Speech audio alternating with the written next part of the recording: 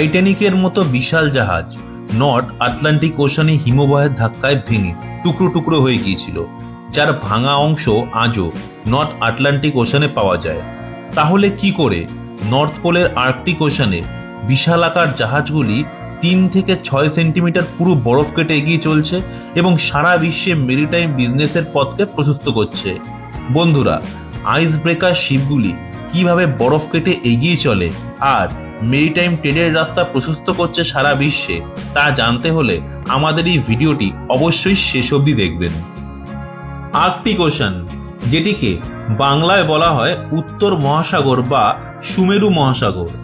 Arctic ওশানের চারপাশে 8টি দেশ আছে: Denmark, Iceland, Norway, Sweden, Finland, Russia, USA এবং কানাডা।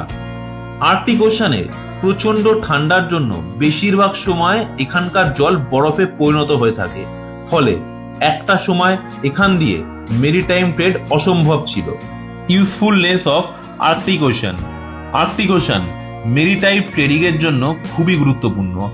এশিয়া থেকে ইউরোপ বা ইউরোপ থেকে এশিয়া আসা যাওয়া করা জাহাজগুলি ইন্ডিয়ান ওশানের মধ্যে দিয়ে সুয়েজ ক্যানেল হয়ে ইউরোপে যায় বা সেখান থেকে আসে। এতে সময় লাগে মিনিমাম 27 থেকে 28 দিন। কিন্তু জাহাজগুলি যদি আর্কটিক ওশান হয়ে মেরিটাইম ট্রেড করে তাহলে তাদের সময় লাগবে 4 থেকে 5 দিন। ইন্ডিয়ান ওশান হয়ে যাওয়ার জন্য শিপিং কোম্পানিগুলির জ্বালানির খরচা দ্বিগুণ বেড়ে যাবে এবং প্রত্যেক বছর তারা লস করছে কয়েক হাজার মিলিয়ন ডলার, যা 2100 সালের মধ্যে কয়েক হাজার ট্রিলিয়ন ডলারে দাঁড়াবে। Importance of ice breaker. Arctic ওশানের দুর্গম পথে চলার জন্য দরকার পড়ে আইস ব্রেকার শিপের।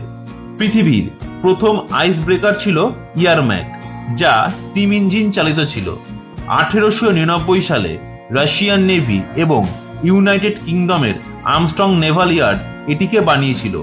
বর্তমান দিনের সমস্ত আইস ব্রেকারেই থাকে নিউক্লিয়ার রিঅ্যাক্টর, যা নর্থ পোলের কঠিন বরফকে খুব সহজে কেটে এগিয়ে চলতে পারে। পৃথিবীর প্রথম নিউক্লিয়ার পাওয়ার আইস ব্রেকার হল এনএস লেনিন, যা বানিয়েছিল সোভিয়েত ইউনিয়ন। বর্তমানে যেসব আইস ব্রেকার শিপ আছে তা নিউক্লিয়ার রিঅ্যাক্টর দ্বারা চালিত হয়। কমপক্ষে 2 থেকে 3 সেন্টিমিটার পুরো বরফ কেটে এগিয়ে চলার ক্ষমতা থাকে এই সকল আইস ব্রেকার শিপে। কখনো কখনো আইস ব্রেকার শিপে 100 টনেরও বেশি ফুয়েল ইউজ করা হয়। বর্তমান দিনেও পৃথিবীর সব থেকে বড় আইস ব্রেকার আছে রাশিয়ার কাছে, যার নাম আর্কটিকা। এই জাহাজটি 4 থেকে 5 সেন্টিমিটার পুরো বরফকেও ভেঙে এগিয়ে চলতে পারে। এর ইঞ্জিনের হর্স পাওয়ার হল 75,000।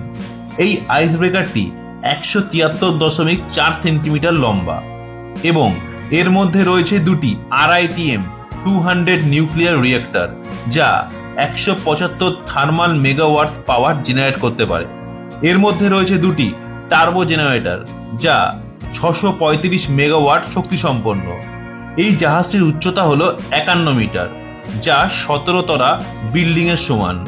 এই আইস ব্রেকার শিপটি 4 থেকে 5 সেন্টিমিটার বরফকে ভেঙে এগিয়ে চলে, তা 2 তলা বাড়ির উচ্চতার বরফ কাটার সমান। এর সর্বোচ্চ গতিবেগ 22 নটস। এই জাহাজে 3টি ফিক্স পিচ প্রপেলার থাকে, যা নিউক্লিয়ার রিঅ্যাক্টর থেকে 10 মেগাওয়াট থার্মাল পাওয়ার জেনারেট করে এই জাহাজকে বরফ কেটে এগিয়ে নিয়ে যেতে সাহায্য করে। এশিয়া থেকে ইউরোপে মেরিটাইম বিজনেসের জন্য খুবই প্রয়োজন এই সকল দানবীয় আইস ব্রেকার শিপগুলি, কারণ তাতে সময় ও জ্বালানি 2 খরচাই কমে যাবে।